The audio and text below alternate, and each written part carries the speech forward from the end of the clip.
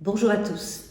Voilà déjà 8 jours que nous sommes en situation de confinement et nous souhaitions vous faire un point d'étape sur les mesures déjà mises en place pour vous rassurer d'abord et montrer que la ville continue à vous servir. Nous avons mis en place tout d'abord un numéro d'appel qui est toujours le même, le 05 63 22 19 22, 05 63 22 19 22, qui est un numéro d'appel que vous pouvez consulter 7 jours sur 7, de 9h à 18h, et qui répond à toutes vos questions. La première urgence pour nous a été de mettre en place l'accueil dans nos crèches et dans nos écoles des enfants du personnel soignant. C'est chose faite et je précise que quiconque ne serait pas encore inscrit peut encore le faire à ce jour. Et nous allons également ouvrir les centres de loisirs pour la période des vacances scolaires qui arrivent.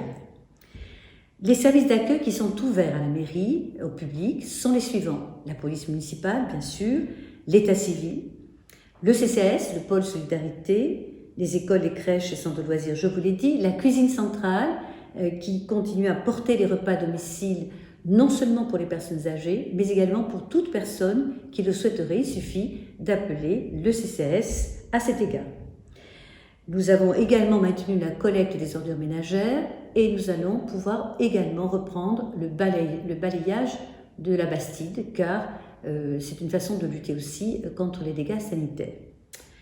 En ce qui concerne les services de la ville, même s'ils ne vous accueillent pas, ils continuent à travailler. Vous pouvez donc toujours envoyer vos documents à l'urbanisme, à l'économie, au service de l'eau, de l'assainissement, bref, tous les services de la ville et de l'agglomération qui travaillent à distance. Sur le plan de la solidarité, nous avons été débordés d'appels de personnes qui veulent spontanément nous offrir leur bonne volonté, leurs bras, leur temps, et je voulais vraiment les remercier. D'ores et déjà, sachez qu'avec la Croix-Rouge, en partenariat avec la Croix-Rouge, nous allons organiser des livraisons de courses aux personnes fragiles. Donc, n'hésitez pas à nous appeler pour vous proposer et nous reprendrons contact avec vous. Pour d'autres actions qui pourraient être menées, dont nous pourrions avoir besoin, n'hésitez pas aussi à vous faire connaître.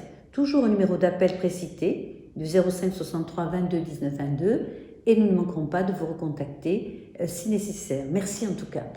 Des personnes nous ont écrit aussi pour dire « je peux confectionner des masques ». Sur ce point, je vous incite à la plus grande prudence. Il faut vous rapprocher de l'ARS qui vous dira très exactement les mesures à utiliser, les matériaux, de façon à ce qu'ils soient utiles et homologués, parce que sinon, ça pourrait avoir un effet plus que néfaste.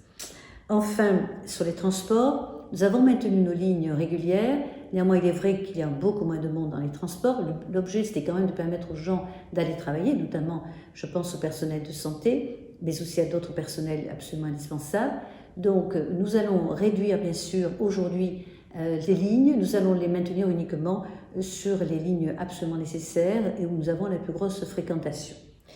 Enfin, sachez que la police municipale fait respecter strictement les règles de confinement, comme c'est prévu.